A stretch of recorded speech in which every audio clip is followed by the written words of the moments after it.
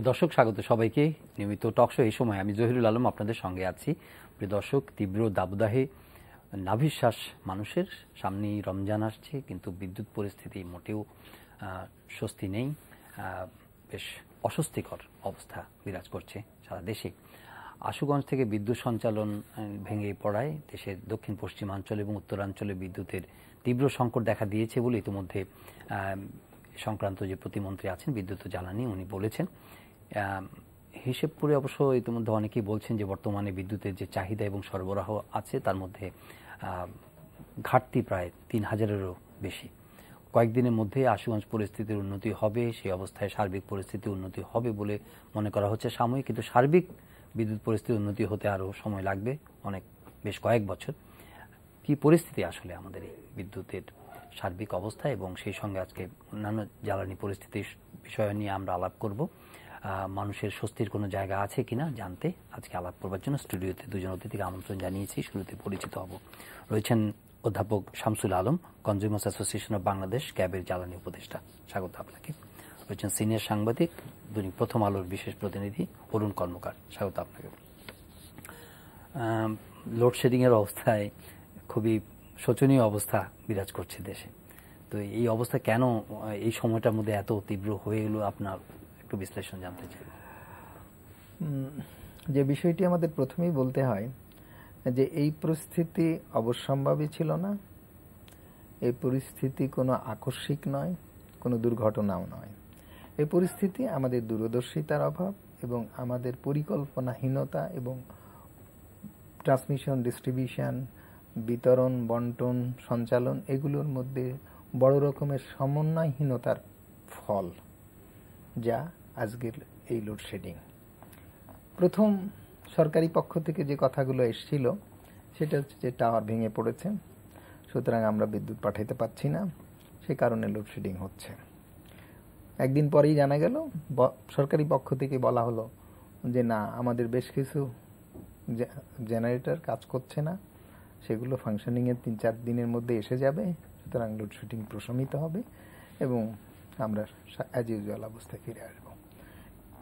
In the meantime ২-১টা plant কার্যক্ষম হচ্ছে, আমরা খবর পাচ্ছি।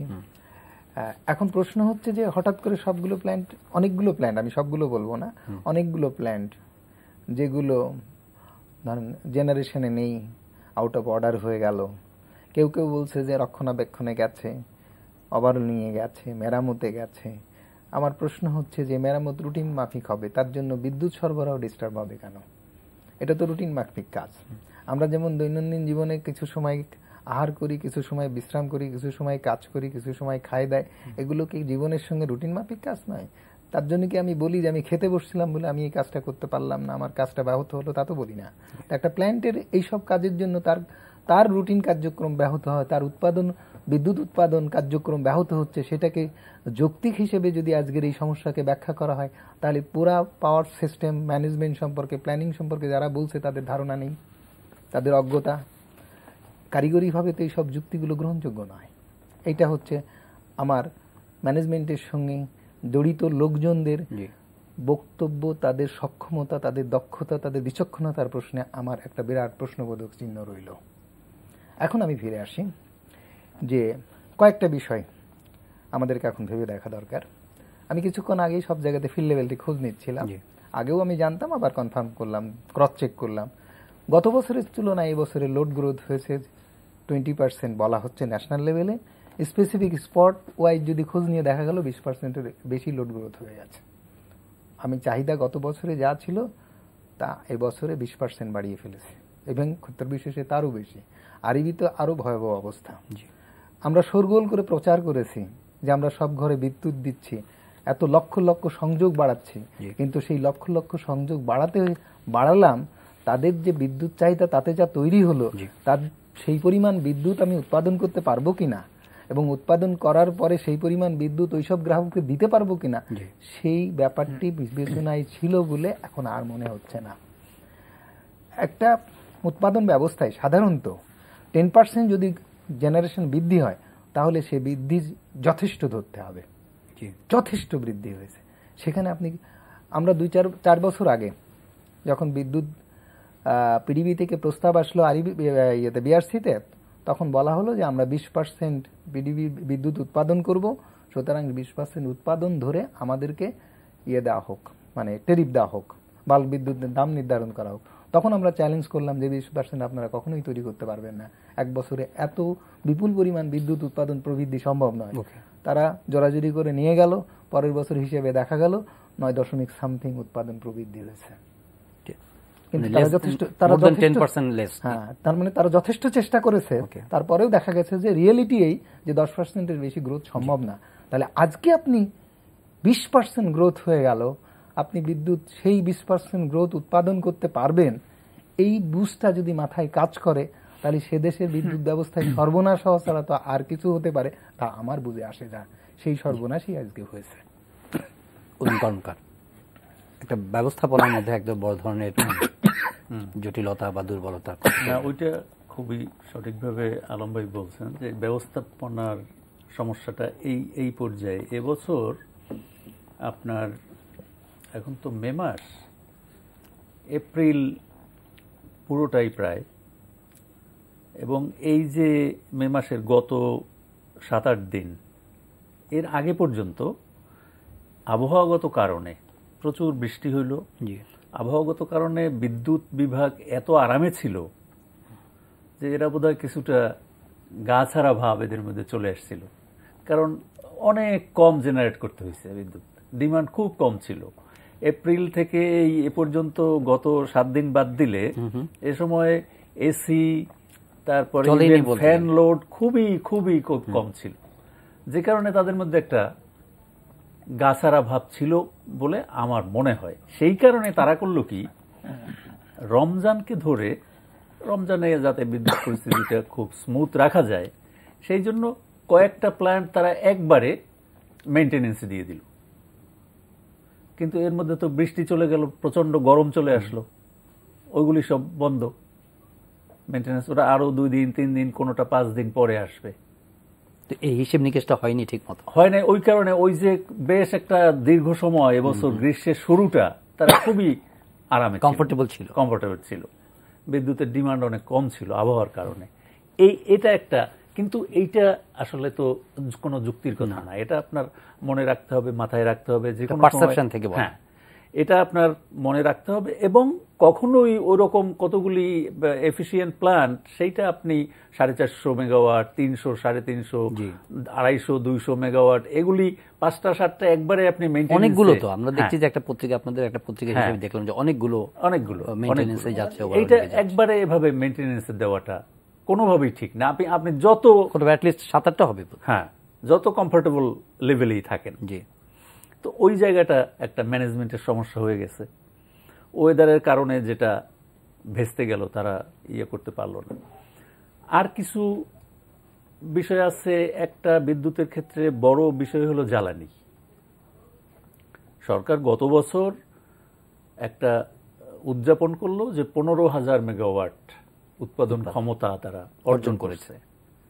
ঠিকই আছে, সেটা হিসাব নিকাশে ঠিক আছে। আপনি যদি পাওয়ার প্ল্যান্টগুলোর ক্ষমতা দেখেন, এই বছর এসে উৎপাদন ক্ষমতা কততে? 13,000 না, আপনার 15,000 মেগাওয়াটই গত বছর উদযাপন করেছে, সেটা ঠিক আছে। কিন্তু আপনি 15,000 মেগাওয়াট উৎপাদনের ক্ষমতা অর্জন করছেন মানে আপনি 15,000 মেগাওয়াট জেনারেট করতে পারছেন না। তার কারণ 15,000 মেগাওয়াট জেনারেট করার জন্য আপনার যে ফুয়েল দরকার, সেইটা আপনার নাই। ওকে, কেমন? গ্যাসের কারণে অলওয়েজ 2000 কম, অলওয়েজ। জি, আপনার যে গ্যাস লাগবে তার চেয়ে আপনি এত কম পাচ্ছেন যে 2000 আপনার বন্ধ থাকবে, এটা আপনি চালাতে পারবেন। সর্বশেষ হিসাবে উৎপাদন ক্ষমতা 13,179। 13,179 ওইটা হলো আপনি যদি পুরা জ্বালানি পান তাহলে আপনি করতে পারবেন। ধরেন একটা বিদ্যুৎ কেন্দ্র 210 মেগাওয়াট, ওইটা 190 হয়, এরকম কিছু ডিরেটেড থাকে, যে কারণে ওই যে 15,000 ইনস্টল ক্যাপাসিটি 15,000, কিন্তু আপনি করতে পারেন 13.5 বা 13, কেমন? কিন্তু আপনি কখনোই 9-এর বেশি করতে পারেন নাই। 9,212 এটা অফিশিয়াল ফিগার। হ্যাঁ, 9,212 একদিন হয়েছে। আচ্ছা, কেমন? এখন আপনার কিন্তু ওইটা করার মতো জ্বালানি আপনার নাই, বিশেষ করে গ্যাস। ফলে গ্যাস ভিত্তিক যে বিদ্যুৎ কেন্দ্রগুলি সেইটা প্রায় 2000 মেগাওয়াট ক্ষমতার বিদ্যুৎ কেন্দ্র অলওয়েজ বন্ধই রাখতে হয়। সেটা আপনি এখনো পারবেন না। এই যে রমজান আসছে, এখন একটা চেষ্টা করা হচ্ছে যে সার কারখানাগুলি বন্ধ করে কিছু, সিএনজি স্টেশনগুলি বেশি সময় বন্ধ করে কিছু ওইখানে দেওয়া, তারপরও পুরোটা আপনি পারবেন না। তো ওই জ্বালানিটা হয়েছে আর একটা বড় সমস্যা বিদ্যুতের। বিদ্যুৎ কেন্দ্র আপনি করতে পারেন, যন্ত্রপাতি এনে আপনি বসাইয়া, কিন্তু চালাইতে হইলে তো আপনার ফুয়েল লাগবে। সেটা গ্যাস হইতে পারে, কয়লা হইতে পারে, পানি হইতে পারে, যা কিছু হোক। ওইটা একটা বড় জায়গা। আর কিছু সমস্যা আছে, যেটা ওই একটা টাওয়ার পড়ে গেছে, টাওয়ার পড়ে যাওয়ার জন্য যে খুব একটা একেবারে এরকম ম্যাসিভ কোনো ইয়ে হবে সেটা না। এটা এই আপনার ওই টাওয়ারটা পড়ে যাওয়ার কারণে এই ইস্টার্ন গ্রিড থেকে ওয়েস্টার্ন গ্রিডে, এই যে যমুনার ওপারে কিছু বিদ্যুৎ এক্সপোর্ট করা হয়, এদিকে বেশি হয়, ওদিকে এক্সপোর্ট করা হয়। তো ওইটা এই টাওয়ারটার কারণে ম্যাক্সিমাম 500 আপনার কম হবে, 500 মেগাওয়াট কম যাবে, কারণ লাইন আরেকটা আছে। হ্যাঁ, তো ওই 500 মেগাওয়াট কম গেলে সেটাতে একেবারে খুব ডিভাস্টেটেড অবস্থা হওয়ার কথা না। কিন্তু যখন আপনার ওভারঅল ডিমান্ডটা বেড়ে গেছে, প্রচন্ড গরম, সবার বিদ্যুৎ দরকার, চাচ্ছে, সবাই ব্যবহার করতেছে, একেবারে অপটিমাম ব্যবহার, তখন তো ওই 500 মেগাওয়াট মানে বিরাট ব্যাপার। রাইট। এখন এই 4-5 দিনের মধ্যে পরিস্থিতি উন্নতি, মানে আপাতত সামাল দেওয়া যাবে এরকম আশাবাদ।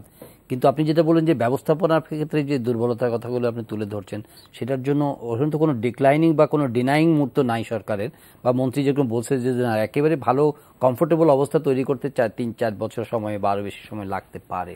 এখন এই যে কথাগুলো আসছেন, প্রথম সরকারের এই ব্যাপারগুলো বিচার বিশ্লেষণের জন্য সরকারের কারিগরি থিঙ্ক ট্যাঙ্ক যদি বলি, সেটা পাওয়ার সেল। এখন পাওয়ার সেল ইন্ডিপেন্ডেন্টলি তার কোনো গবেষণা নেই, তার কোনো ওরকম কোনো সক্ষমতা বৃদ্ধি করা হয়নি। এখন সরকারের কাছে যেসব তথ্য যায়, সরকারের ক্রস চেক করার কোনো ব্যবস্থা নেই। সরকার যখন যে কথাটা বলে, নিচের লেভেল থেকে যেসব সোর্স থেকে যা পায় সেটাই অলমোস্ট পোস্ট অফিসের মতো কাজ করে। এই যে তথ্য সংকটে সরকার আছে, যদি আমরা 2 দিনের কথা বলি, যে কথাটা আমি আমার বক্তব্যে বলে গেছি, যে প্রথম দিন বললেন যে টাওয়ার ভেঙে গেছে, একদিন পরেই বললেন যে জেনারেটরগুলো এখন ফাংশনিং এ নেই, মেইনটেনেন্স শব্দ বলিনি, ফাংশনিং এ নেই, যে কারণে এটা 2-4 দিনের মধ্যে আসবে, বিদ্যুৎ পাওয়া যাবে। তাহলে এই দুটো তথ্যের মধ্যে মানে এতে বোঝা যায় যে যেটা যেখান থেকে পাচ্ছে সেটাই বলছেন। তাকে নিজের মতো করে বিশ্লেষণ করে দেওয়ার ব্যাপারটি সরকারকে তো দেবে, তার তো একটা উইংস থাকবে, গবেষণা শাখা বলেন, পরিকল্পনা শাখা বলেন, এটা বলেন সেটা বলেন, এইসব জায়গা থেকে তো বিভিন্নভাবে সরকারকে সাপোর্ট দেবে। এই জায়গাটা ভয়ঙ্কর রকমের সংকট চলছে।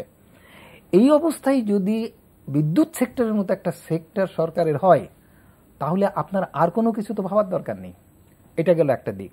দ্বিতীয়ত দিক হচ্ছে, আপনি মাত্র 12-14 হাজার মেগাওয়াট, মানে আমি যদি 10,000 মেগাওয়াট মোটামুটিভাবে সুষ্ঠু মানে মানসম্মত বিদ্যুৎ উৎপাদন করার যদি আমার ক্ষমতা থাকে, তাহলে আমাদের এই বিদ্যুতের ব্যাপারে আমাদের আর কোনো চিন্তা করা লাগে না। তো সেই বিদ্যুৎটুকু উৎপাদন করতে যে আমরা কত প্রকারের মানে জায়গা থেকে বিদ্যুৎ কিনছি, তার কোনো ঠিক ঠিকানা নাই। কত রকমের পদ্ধতি তৈরি করে নিছে, rental, quick rental, merchant plant, IPP, small IPP, captive, তারপরে হচ্ছে বিদ্যুৎ মানে সরকারি মালিকানাধীন, পিডিবির মালিকানাধীন, এই সমস্ত জায়গা থেকে কিনছে। এই সমস্ত জেনারেটর অনেকগুলোকে এনএলডিসির আওতায় আনা যায়নি। সরকার নিজেও পদ্ধতিগতভাবে জানে না যে আসলে কখন কত বিদ্যুৎ উৎপাদন হচ্ছে।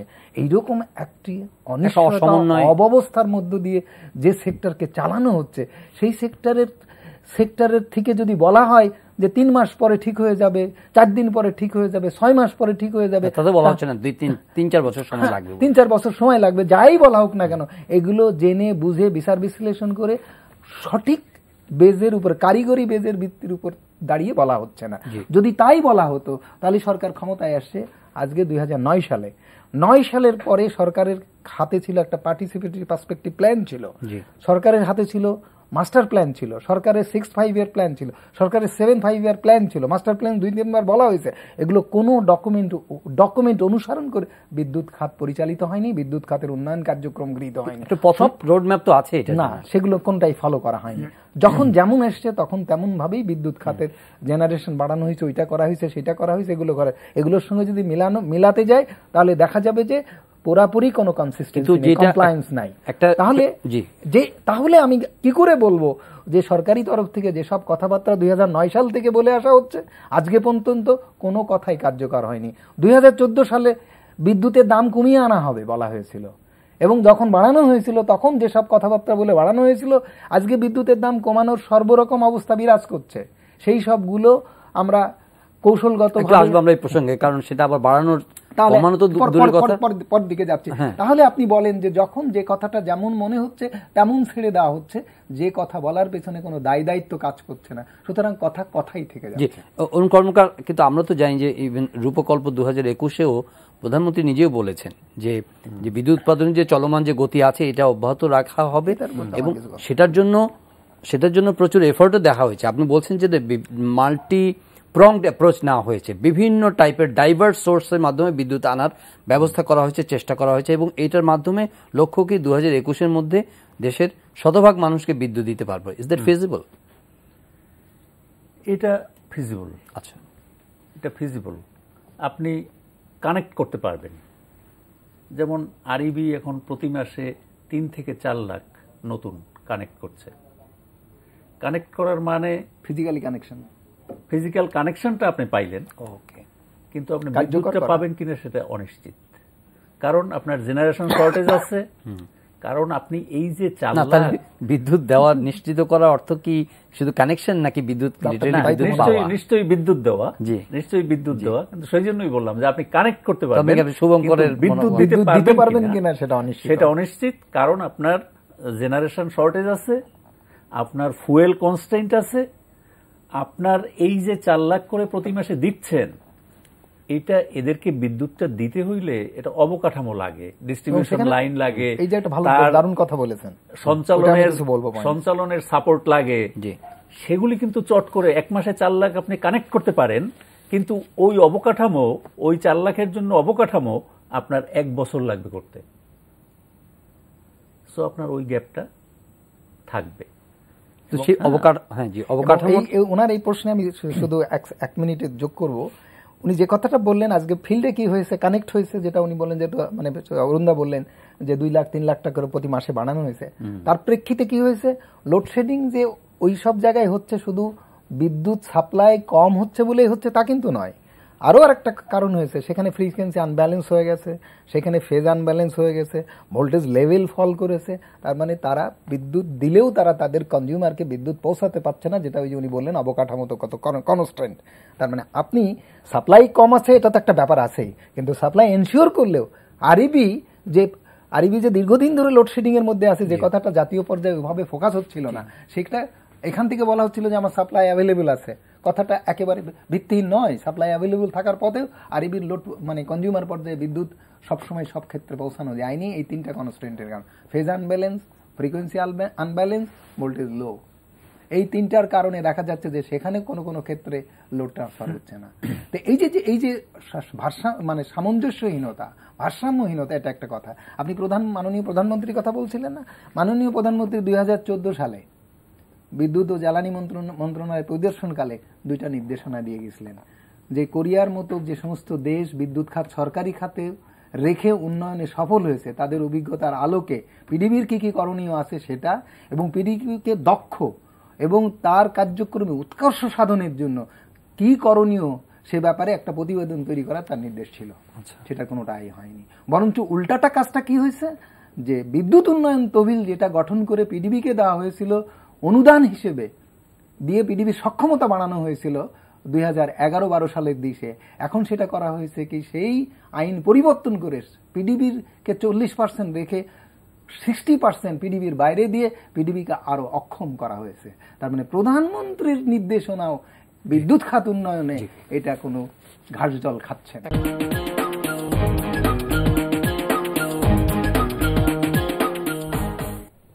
অরুণ কর্মকার, কিন্তু এটা কি ঠিক যে বিদ্যুতের উপরে সরকার যথেষ্ট মনোযোগ দিয়েছে এবং দেওয়ার কারণে তারপরেও আজকে এই অবস্থার মধ্যে আমরা আছি? না হলে থিংস কুড হ্যাভ বিন আর উড হ্যাভ বিন মাচ মানে ডায়ার। এটা কি বলা যায়? না, এটা অবশ্যই এটা যে কেউই স্বীকার করবে যে বিদ্যুৎ খাতে আপনি ধরেন গত 6, 7, 8 বছর যথেষ্ট কাজ করা হয়েছে এবং সেটার অগ্রগতিও অনেক ভালো, অনেক ভালো। আপনি যে সব বিতরণ লাইনের কথা বলছিলেন, সেটা প্রায় 4 লক্ষ বিতরণ লাইন কিলোমিটার করা হয়ে গেছে already। তো মানে প্রসেস ইজ আন্ডারওয়ে। হ্যাঁ, এখন ওই যে সাপোর্টগুলি, অবকাঠামোগত সাপোর্টগুলি, আপনার সাবস্টেশন লাগবে একটা। আপনি বিতরণ লাইন করছেন, এখন 20,000 কিলোমিটার বিতরণ লাইনের জন্য আপনার একটা বিতরণ সাবস্টেশন লাগবে। কেমন? ওই রকম 5টা বিতরণ সাবস্টেশনের জন্য একটা গ্রিড সাবস্টেশন লাগবে। এই সাপোর্টগুলি ছাড়া কিন্তু আপনি বিদ্যুৎটা দিতে পারবেন না। এটা একটু টেকনিক্যালিটি আছে, আপনি খালি দিতে। এখন ওই যে অবকাঠামোগুলি, এই একটা সাবস্টেশন করা, এটা যেমন টাকার ব্যাপার আছে তেমনি সময়ের ব্যাপার আছে। সুতরাং ওই জায়গাগুলি, ওই জায়গাটা মিসম্যাচ হয়ে গেছে কিছুটা, যে আমরা জেনারেশনটার দিকেই এত বেশি আমরা জোর দিলাম, তার রেজাল্টও আমরা পাইলাম, কিন্তু ওটার পাশাপাশি যে আমার সঞ্চালন, বিতরণ, এই যে সাবস্টেশনস এগুলি যে লাগবে, ওইটা সমান তালে আগায় নাই। এটাও একেবারে আগায় নাই তা না, ওটা আপনি হিসাব দেখলে দেখবেন যে অনেক সাবস্টেশন হয়েছে, কিন্তু সমান তালে আগায় নাই, আগানো সম্ভব না। কারণ আমি আগেই বললাম যে আপনি 4 লাখ কানেক্ট করতে পারেন এক মাসে আরইবি, কিন্তু 4 লাখ কানেকশনকে আপনি স্টেবল অবস্থায় বিদ্যুৎ দেওয়ার জন্য যে substation, grid connections, grid support লাগবে, সেটা আপনি 1 মাসে বা 6 মাসে করতে পারবেন না। সময়টা লাগবে, টাকা যদি আপনার থাকেও। সুতরাং ওইটা একটা বড় ব্যাপার।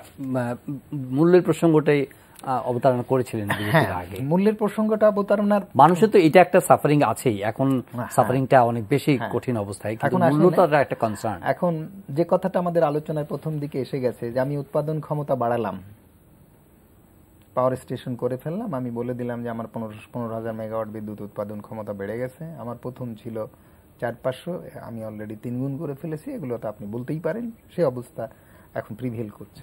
এখন এগুলো চালানোর জন্য প্রাইমারি এনার্জি দরকার। সেই প্রাইমারি এনার্জি এখন পর্যন্ত এটা সরবরাহ নিশ্চিত করা বলা যায় শতভাগ অনিশ্চিত। আচ্ছা, এইবার আসেন প্রাইমারি এনার্জি সাপ্লাইয়ের ব্যাপারে। যে পরিমাণ আমরা মনোযোগী পাওয়ার প্ল্যান্ট তৈরি করার ব্যাপারে, ঠিক তত পরিমাণই অমনোযোগী প্রাইমারি এনার্জি সাপ্লাই এই সমস্ত প্ল্যান্টে অনিশ্চিত করার জন্য। তাহলে পাওয়ার প্ল্যানিংয়ে, মানে পাওয়ার সেক্টর প্ল্যানিংয়ে এইরকম ধরনের দৃষ্টান্ত আপনি আর একটা পাবেন না। আমরা কোনো কারিগরি স্ট্যান্ডার্ড, ইথিক্স কোনো কিছু মানছি না। তাহলে এখন আমাদেরকে চিৎকার করে বলতে হচ্ছে, বা বলছি, আজকে যদি আমরা এই যে ভারত থেকে বিদ্যুৎ আমদানির বিষয়টি যদি আমাদের খানিকটা সহজ না হতো, তাহলে আমরা আরো কি পরিণতির দিকে যেতাম। মানে আমাদের অদক্ষতা এবং অক্ষমতা কি পরিমাণে যে আরো দৃশ্যমান হতো, আমি সেটা ভাবতে গেলে শিউরে উঠি। আমরা এখন কি করছি, যে যখনই আমাদের চাহিদা বাড়ছে তখন দ্রুত ভারত থেকে এত মনোযোগ দেওয়ার পরেও আমাদেরকে এই ভাষায় আপনি সমালোচনা করতে হচ্ছে। এই ভাষায় সমালোচনা করতে বাধ্য হচ্ছে। এটার একটাই কারণ, যে এই সমস্ত কথাবার্তা সরকারের মধ্য থেকে, সরকারকে কোথাও থেকে বলা হয় না। সরকারের মধ্য থেকে সবসময়, আপনি বিএনপির সময়ও দেখবেন যে সবসময় মন্ত্রী মহোদয়ের মুখ দিয়ে বেরোচ্ছে যে সব ঠিক আছে। কারণ মন্ত্রী মহোদয়রা যা তথ্য পাচ্ছে তারা সেই তথ্যের উপরই বলছে। এখনো কিন্তু সেই কথাগুলো বলছে। আমি যে কথাগুলো বলছি এগুলোই বাস্তব। এগুলো জানা থাকলে ফেস করা কোনো সমস্যা না। আপনার ওই যে কথাটা অরুণদা বললেন, টাকা আমাদের সমস্যা না। একসময় টাকা সমস্যা ছিল, কিন্তু এখন কিন্তু আমাদের টাকা সমস্যা নেই। আমাদের সমস্যাটা যে আমাদের বেশি টাকা হয়ে গেছে, আমার কাছে মনে হচ্ছে এটাই সমস্যা।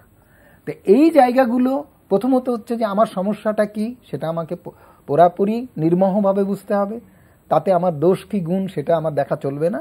আমার যদি অক্ষমতার জায়গা থেকে থাকে, অক্ষমতার জায়গা আছে, আজকে আমরা সক্ষম হব, দরকার হলে 10 বছর পরে সক্ষম হব, 5 বছর পরে সক্ষম হব, দরকার হলে আরো 5 বছর বিদ্যুৎ সেক্টরে এই নিয়তি মেনে চলবো। কারণ হাজার হাজার বছর লাখ লাখ বছর জেনারেশন টু জেনারেশন চলবে, তার জন্য 5 বছর যদি আমাদের আরও কষ্ট হয় কোনো সমস্যা নেই, যদি আমরা রিয়েলি রাইট ট্র্যাকে থাকি বা রাইট ট্র্যাকে উঠতে পারি। আমি সেই জায়গাটার মাথায় রেখে, সেই রকম একটা স্বপ্ন মাথায় রেখেই আজকে এই কথাগুলো এখানে নয় সব জায়গায় বলি, যে আমার বলার আর কতদিন সক্ষমতা থাকবে, তারপরে তো আমার পরের জেনারেশন আসবে।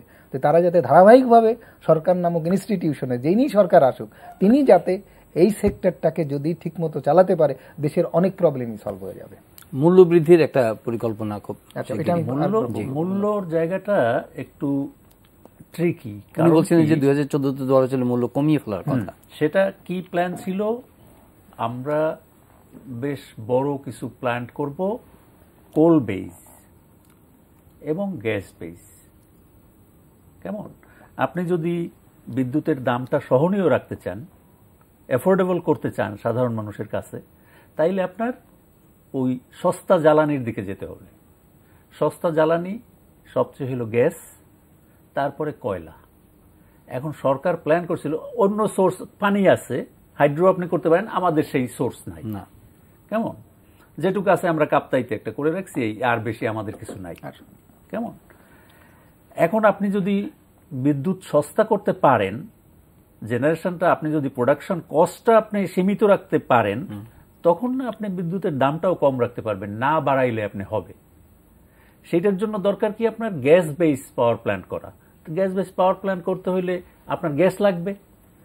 গ্যাস তো আমার এখানে ডিপ্লিটিং, আমাদের নিজেদের গ্যাস এটা কমে যাচ্ছে। এখন এইখানে একটা কথা আছে, কমে যাচ্ছে মানে কি বাংলাদেশে গ্যাস নাই? বাংলাদেশে গ্যাস সব শেষ? আমি সেটা মনে করি না। আমাদের গ্যাস খুঁজে দেখতে হবে। সেই খোঁজার জায়গাটা আমরা, যেটা আলম ভাই বললেন যে বিদ্যুৎ উৎপাদন বাড়ানোর দিকে আমরা এত করছি, জোর দিছি, ফোকাস করছি, আমরা ওই যে প্রাইমারি এনার্জি সেটার দিকে তো করি নাই। সেইটা এখনো ওই কাগজপত্রে পরিকল্পনা, এইটা করব, এতগুলি কূপ করব, ততগুলি কূপ করব, এই করব।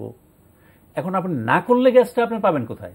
কাজটা শুরু করতে হবে। হ্যাঁ, করলেও আপনি যে পুরা সব পেয়ে যাবেন প্রয়োজন মতো নাও হইতে পারে, আবার পেতেও পারেন। আমার সমুদ্র অঞ্চল আছে, সেখানে আপনি এক্সপ্লোর করেন। যদি আপনি গ্যাস পান, তাইলে আপনি সস্তায় বিদ্যুৎ করতে পারবেন, দাম বাড়াইতে হবে না। যদি আপনি কয়লায় করতে পারেন বড় বিদ্যুৎ কেন্দ্র, দাম আপনার কম পড়বে, সীমিত থাকবে, আপনি বিদ্যুতের দাম না বাড়াইলেও হবে। তো কয়লা ভিত্তিকটা একটা করতে গিয়ে বিরোধিতার মুখে পড়েছে। সেটা আছে, পরিবেশ ইত্যাদি, সেগুলি বিতর্ক থাকবে, সেগুলি থাকবে, কিন্তু সারা দুনিয়ায় করতেছে, করতে হবে। কেমন? সারা দুনিয়ায় করতেছে, সারা দুনিয়া বলতে আপনি দুনিয়া, অন্য দুনিয়া যদি বাদও দেন, আমাদের একেবারে এই অঞ্চলের ভারত, চীন, হাজার হাজার হাজার হাজার না, চীন এখনো তাদের 3 লাখ মেগাওয়াট নির্মাণাধীন আছে কয়লা বেস। 3 লাখ তৈরি করতেছে। কেমন? কেউ কেউ বলে যে চীন এখন বন্ধ করছে, করতে পারে। আরে বন্ধ করছে, ওই 3 লাখ তো চলতেছে তাদের, মানে কনস্ট্রাকশন। এটা শেষ করবে, তারপর না আবার যাবে। হ্যাঁ, 13, 14 লাখ, 15 লাখ তারা করে কয়লায়, আরো 3 লাখ তাদের কনস্ট্রাকশনের মধ্যে আছে। ইন্ডিয়া প্রায় 1 লাখ মেগাওয়াট কয়লায় করে, 1 লাখ না, 70-80 হাজার হবে। কেমন? আরো ওইরকম 20-30 হাজার তাদের কনস্ট্রাকশনে আছে কোল বেস।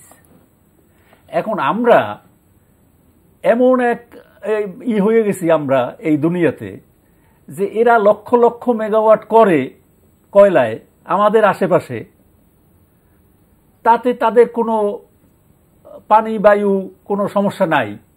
আর আমাদের এই যে 1320 হইলে সুন্দরবন উধাও হয়ে যাবে, বছরে 150 লোক মারা যাবে, তারপর সব মাছ টাছ মরে সব ছাইতে একাকার হয়ে যাবে।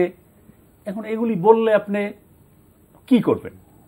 না, কিন্তু এটার মধ্যে যুক্তি নাই বলছেন যে আমরা অন্য প্রসঙ্গে ঢুকে গেছে। কি যুক্তি থাকবে? আছে যারা বলছেন তারা তো অবশ্যই এটা যুক্তি দিচ্ছেন যে super critical, ultra super critical যে টেকনোলজি ইউজ করা হচ্ছে, না, আমি সাব ক্রিটিক্যাল করব। এই যে চায়না, এখানে আমাদের ওনার পক্ষে বলার, আপনি হয়তো অনেক এটাকে জাস্টিফাই করতে পারবেন, এটা যারা বিপক্ষে বলছেন সেরকম কোনো ব্যক্তি নেই। আমি এটা প্রসঙ্গে যেতে চাচ্ছি না। আমরা দাম বৃদ্ধির ব্যাপার, এখন দাম বৃদ্ধির বিষয়টা মূল সব কথাটা হলো যে আপনি যদি লো কস্ট পাওয়ার করতে পারেন গ্যাসে, কয়লায়, তাইলে আপনার দাম না বাড়াইলে হবে। আর যদি সেটা না পারেন, আপনার যদি তেলে করতে হয়, অন্যান্য হাই কস্ট অপশনে যেতে হয়, তাইলে আপনার দাম বাড়াইতে হবে। ওকে, জি। এখন আসেন দাম বৃদ্ধি প্যারামিটারে, উনি মানে অরুণদা একটা প্যারামিটারের ব্যাপারে আলোকপাত করেছে যে low cost fuel supply ensure করলে লো কস্ট উৎপাদন সম্ভব, লিস্ট কস্ট জেনারেশন সম্ভব, আলটিমেটলি বিদ্যুতের সরবরাহ ব্যয় কমে যাবে, দাম বৃদ্ধি নিয়ন্ত্রণে রাখা যাবে।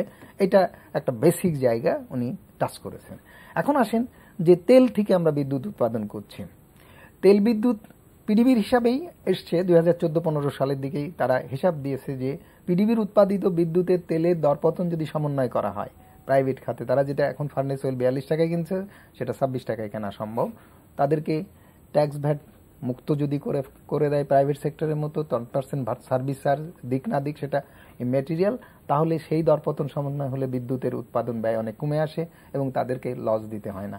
তারপরেও এখন যে অবস্থায় আছে, এবারের যে দামটা এসছে সেই দামে যদি তাদেরকে বাধ্য না করা হয় নর্থ ওয়েস্ট জেনারেশনের ডিজেল পাওয়ার কিনতে, তাহলেই কিন্তু তাদেরকে আর আসতে হয় না তাদের হিসেবে বিদ্যুতের দাম বাড়ানোর জন্য। এটা এই ব্যাপারগুলো পরবর্তী পর্যায়ে আমরা কুইক রেন্টাল বিপদে পড়ে কিনেছিলাম, খুব ভালো কথা, যদিও এটা নিয়ে বিতর্ক আছে, কিন্তু আমরা পরবর্তীতে 600 মেগাওয়াটের উপরে যে ডিজেল পাওয়ার প্ল্যান্ট তৈরি করলাম, সেই ডিজেল পাওয়ার প্ল্যান্ট তৈরি করে আজকেও সেই ডিজেল পাওয়ার প্ল্যান্টে কিন্তু দরপতন সমন্বয় হয়নি। সেখান থেকে বিদ্যুৎ উৎপাদন করে যে দাম আমরা সংযোজন করেছি, সেই দাম সংযোজন করে আমরা বিদ্যুতের দামটাকে বাড়িয়ে দিয়েছি। এই জায়গায় যদি জুডিশিয়াসলি আমরা অপারেট করতে পারতাম, যখন ভেড়ামারা এসেছিল তখন যদি ভেড়ামারাতে বাতিল না করে আওয়ামী লীগের সরকারের পাওয়ার প্ল্যান্টটা যদি বিএনপি সরকার বাস্তবায়ন করত, বিবিআনায় যদি সরকারি সেক্টরে আগে সামিতকে না দিয়ে যদি বিদ্যুৎ উৎপাদন করত, এই 600 মেগাওয়াট আসে না। এই 600 মেগাওয়াট বিদ্যুৎ কেন্দ্র তৈরি করে রেন্টালের থেকে ভয়াবহ পরিণতি বিদ্যুৎ খাতের উপরে চালিয়ে দেওয়া হয়েছে বিদ্যুতের দাম বৃদ্ধির ক্ষেত্রে। এটার পেছনে কি পরিকল্পনা কাজ করছে সে বিষয়টা আমি পরে আসব। এই জায়গাগুলো আমাদেরকে রিভিউ করা দরকার। তারপরেও সরকারি খাতে বিদ্যুৎ উৎপাদনে আমি দরপতন সমন্বয় না করে ওই 60 টাকা দামের ডিজেলে আমি থাকলাম আর 42 টাকায় ফার্নেস অয়েলে থেকে বিদ্যুতের দাম বৃদ্ধির অবস্থাটাকে বজায় রাখলাম এবং দাম দফায় দফায় বাড়ানো। এখন জ্বালানি মূল্য যদি সমন্বয় করার সুযোগ থাকে, এটা আসে না। এবার এটা গেল, এটা দিক সমন্বয়ের ব্যাপারটা আমরা করলাম না, তার মানে আমরা বিদ্যুতের দাম এই প্রসপেক্ট তো আছে, জ্বালানি মূল্যের সমন্বয় যদি হয় তখন কি বিদ্যুতের দাম বাড়বে নাকি? বাড়বে না, বরঞ্চ কমানোর সুযোগ সৃষ্টি হবে এবং কমানো যায় এরকম একটা প্রস্তাব তারা তো পরিকল্পনা করে রেখেছে বাড়ানোর। না, তারা বাড়াবে, তার মানে তারা বিদ্যুতের দাম কমানোর নীতিতে থাকতে চায় না, কৌশল, তারা এমন কৌশলের আশ্রয় নিতে চায় যে যাতে করে বিদ্যুতের দাম বাড়ানো যায়। এইবার আসেন ভয়াবহ জায়গাটা যেটা আসছে, সরকারকে কিভাবে রেভিনিউ আর্নিং তার বাড়ানোর ব্যাপারটি অন্ধের মতো চেপে বসেছে, সেই জায়গাটার কথা আপনাকে বিশেষভাবে আলোকপাত করব। এইবার আসেন গ্যাসের কথা যেটা বলেছেন অরুণবাবু, অরুণদা, তার কথাই খুব খুব মানে ইফেক্টিভ কথা, সেটা যে আপনি নিজের গ্যাস দিয়ে যত বেশি বিদ্যুৎ উৎপাদন করতে পারবেন তত বেশি আপনার বিদ্যুতের দাম কম পড়বে। এখন নিজের গ্যাস 2009 সালে দেখা গেল, 8 সালে দেখা গেল যে আমরা যে গ্যাস ব্যবহার করি তাতে দেশীয় কোম্পানির গ্যাসের পরিমাণ 52%, বিদেশি কোম্পানির পরিমাণ হচ্ছে 48%। তখন বলা হলো যে ভবিষ্যতে তো বিদেশি কোম্পানির আইওসির গ্যাস আমাদের বেশি কিনতে হবে, তখন তো দাম বেড়ে যাবে। আমরা অতিরিক্ত পয়সা দিলাম, ভোক্তারা দিয়ে একটা ফান্ড তৈরি করলাম। সেই তহবিলকে বললাম যে আমাদের যে 3টা কোম্পানি আছে, Bapex, Sylhet gas field, Bangladesh gas field, এই 3টা কোম্পানির সক্ষমতা বাড়াও, বিনিয়োগ সক্ষমতা, কারিগরি সক্ষমতা আমাদের টাকা দিয়ে বাড়াও, সরকারকে টাকা দিতে হবে না। সরকার এটাকে বিনিয়োগ হিসেবে তাদেরকে বাড়াও। তাদের কারিগরি সক্ষমতা বাড়ানোর জন্য পরিকল্পনা দিতে বলা হলো, একটা অক্ষরের পরিকল্পনা নিয়ে তারা আসলো না। বাই দিস টাইম 21টা প্রকল্প বাস্তবায়ন করেছে, 4000 কোটি টাকা খরচ করেছে, পেট্রোবাংলা 2500 কোটি টাকা জমা রেখেছে। হয়রাজ দেখা যাচ্ছে যে 2009 সালের পরে আজকে 2017 সাল, আপনার 8 বছর 9 বছর পার হয়ে গেছে, দেখা যাচ্ছে যে বিদেশি কোম্পানির গ্যাসের অনুপাত হয়ে গেছে 59% আর এটা চলে আসছে 41%। স্ট্রেঞ্জ, তার মানে ওই গ্যাস উন্নয়ন তহবিল ব্যর্থ হয়েছে। তার উল্টা দিকে কি ঘটনা ঘটেছে, এটাকে অনুদান হিসেবে যদি দেওয়া হতো, তার মানে ভর্তুকির সাবস্টিটিউট হতো, সরকার ভর্তুকি তুলে নিচ্ছে, মানুষের টাকা, মানুষ আগে আগাম টাকা দিয়ে বিদ্যুৎ কিনে নিচ্ছে, গ্যাস কিনে নিচ্ছে, ওই গ্যাস বিদ্যুতে ব্যবহার হবে। সেই গ্যাস সেখানে সুদ 2% নিচ্ছে কি 3% নিচ্ছে সেটা বড় কথা না, যেই সুদে আপনি ওখানে বিনিয়োগ করলেন তাতে কি হলো, ভোক্তার উপরে 180% ভোক্তাকে আবার টাকা ফেরত দিতে হলো। তার মানে আপনি ওইটা বিদ্যুতের দাম, মানে গ্যাসের দাম বৃদ্ধিতে যোগ হলো, এইবার বিদ্যুতে ট্রান্সফার হলো। বিদ্যুৎ উন্নয়ন তহবিল গঠন করে পিডিবিকে দেওয়া হলো, যে কথাটা আপনাকে আগেই বলেছি, সেটা অনুদান হিসেবে কাজ করছিল, অর্থাৎ ভর্তুকির মতো। তাহলে সেটা পাস্ত্র হয়ে তার উপরে ট্যাক্স, ভ্যাট, অমুক তমুক চেপে আর ভোক্তাকে দিতে হচ্ছিল না। এখন সেটাও সুদে খাটানোর এখন ভোক্তাদের অধিকার কিভাবে সংরক্ষণ করা যায়? এখন ভোক্তাদের অধিকার সংরক্ষণ করা এবং তাদের স্বার্থ দেখার জন্য একটা প্রতিষ্ঠান তৈরি করা হয়েছে, বিআরসি। এখন বিআরসিতে এসে বিআরসি তার আদর্শিক জায়গায় থাকছে না, এটা হচ্ছে আমাদের উদ্বেগের বিষয়, চিন্তার বিষয়। বিআরসি স্বাধীন নিরপেক্ষ প্রতিষ্ঠান হিসেবে ভোক্তাদের স্বার্থ সংরক্ষণ করবে, বিদ্যুৎ খাতে বিনিয়োগ চ্যানেল করবে, সরকারি বেসরকারি খাতের মধ্যে উৎপাদন, সঞ্চালন, বিতরণে কম্পিটিশন ইনশিওর করবে। কিন্তু এইসব জায়গাগুলো বিআরসি নানা সীমাবদ্ধতায় আটকে যে তারা যথাযথ মানে একটা হতাশা আছে বিআরসি সম্পর্কে। লাস্ট কমেন্ট না, লাস্ট একটা দামটা সমন্বয়ের ব্যাপারে যেটা আলম ভাই বললেন যে আমাদের যে ফুয়েল বেস, যেগুলি ফুয়েল বেস বলতে আমরা যে ফার্নেস অয়েল বেস যেগুলি, এখন ফার্নেস অয়েলের দামটা এত কম যে ফার্নেস অয়েল থেকে আপনি বিদ্যুৎ করতে প্রতি ইউনিট 5 টাকা 6 টাকা পড়ে, কিন্তু গভর্নমেন্ট ওই ফার্নেস অয়েলের দামটা মার্কেট প্রাইস করতেছে না। মার্কেট প্রাইস করলে বিদ্যুতের দামটা কমে। এখন আপনি তাহলে না বাড়াইলেও হয়, কিন্তু এইটা কোনো পার্মানেন্ট সলিউশন না, কারণ তেলের দাম আন্তর্জাতিক বাজারে কখন বাড়বে সেটা আমরা জানি না। যখন কমবে তখন তো আমরা সমন্বয় করি নাই, কমার সময় আমরা এই সুবিধাটা নিতে পারি, কিন্তু যদি বাড়ে তখন আপনার কিন্তু আবার ওই বাড়তি দামই পড়বে। ভোক্তাকে তো একটা কুশন দিতে হবে, একটা কমফোর্ট দিতে হবে। সেইটা হলো ওই যে লো কস্ট অপশন, আপনার গ্যাসে যেতে হবে, আপনার কয়লায় যেতে হবে। কয়লায় যাওয়ার ব্যাপারে তো কারো কোনো আপত্তি নেই। যেহেতু বিদ্যুৎটা হলো একটা মাল্টি প্রোডাক্টিভ একটা স্ট্র্যাটেজিক আইটেম। বিদ্যুৎ লাইট জ্বালায়, যন্ত্র চালায়, ওই যন্ত্র চালায় মানে হলো আপনার প্রোডাকশন হয়। তার মানে বিদ্যুৎ আপনি 1 টাকার বিদ্যুৎ ব্যবহার করে আপনি 10 টাকা টার্নওভার করতেছেন, কেমন? তো আপনি এই খাতে দরকার হলে আপনার সাবসিডি দিতে হবে, কমিয়ে রাখবেন, তাহলে ভোগ ব্যয় বাড়বে আপনার। এই low cost option, subsidy. Last 1 minute আপনার লাস্ট কমেন্ট কি হবে? মেসেজ প্রথম, সরকারের রেভিনিউ আর্নিং এর একটা দিক কাজ করবে, ভোক্তাদের স্বার্থ সংরক্ষণ এবং অধিকার সংরক্ষণের ব্যাপারটি কাজ করবে। যে কথাটাই আমাদের অরুণদা যেখানে শেষ করলো, আমি শুধু সেইখানে যোগ করব যে আপনি বিদ্যুতের দাম যদি কমিয়ে রাখেন, সেই বিদ্যুৎ ব্যবহার করে 100টা জায়গায় আপনি পণ্য উৎপাদন করবেন, সেবা দেবেন, এবং সেই জায়গাগুলোতে আপনি যে ভ্যাট পাবেন সেই ভ্যাট যোগ করলে বিদ্যুতের দাম বাড়ালে, বিদ্যুতের দাম বাড়িয়ে যতটুকু রেভিনিউ আয় করবেন সেইটুকু যদি কমান তার তুলনায় কয়েকশো গুণ বেশি পাবেন। তা আপনি এইখানে বাড়াতে চাচ্ছেন, আবার ওইখানেও বাড়াতে চাচ্ছেন, ওইখানে তাহলে তো কমে যাবে চাহিদা, মানুষের ক্রয় ক্ষমতা কমে যাবে। তাই না? এই পণ্যগুলো যেই এখানে দাম বাড়াবেন, প্রত্যেকটা পণ্যের দাম বেড়ে যাবে। প্রত্যেকটা পণ্য 10টা পণ্য ব্যবহার করে যদি আপনার জীবন চলে, তাহলে 10টা পণ্যের উপরেই আপনার প্রভাব করবে, আপনার তো আয় বাড়বে না। তাহলে কি হবে? সরকারের ওইখানে রেভিনিউ আয় কমে যাবে, এইখানে রেভিনিউ আয় বাড়াতে যে সরকারের ওইখানে রেভিনিউ কমে যাবে। তার মানে সরকার বিদ্যুৎ খাত উন্নয়নের ক্ষেত্রে যেসব জায়গাতে ভুলভ্রান্তি করছে, আর এই রেভিনিউ কালেকশনের ব্যাপারেও সরকারের পলিসি বা সরকারের চিন্তা ভাবনা আমার কাছে মনে হচ্ছে যে এটাও ইতিবাচক হচ্ছে না অর্থনীতির জন্য, এটাও অর্থনীতির জন্য ক্ষতিকারক হচ্ছে।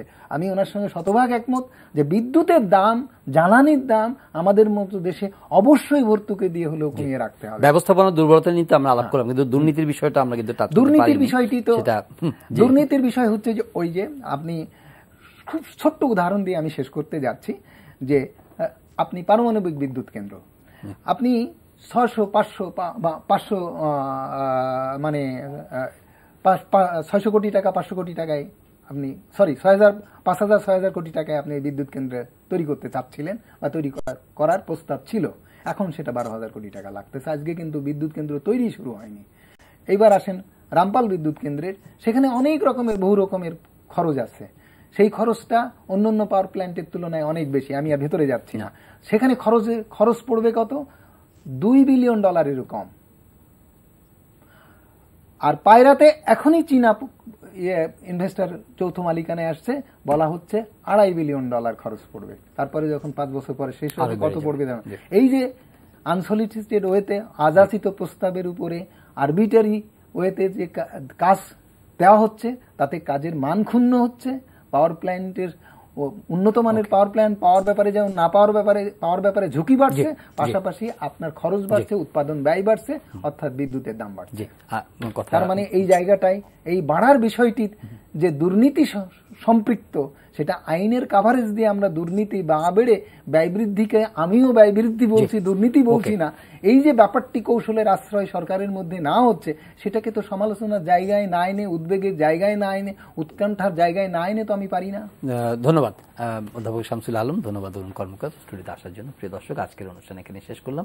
সবাই ভালো থাকবেন। এই অনুষ্ঠানটি আপনারা অনলাইনে দেখতে পারেন, ভিজিট করুন www.nettv.com। দেখা হবে আবারও পরের অনুষ্ঠানে।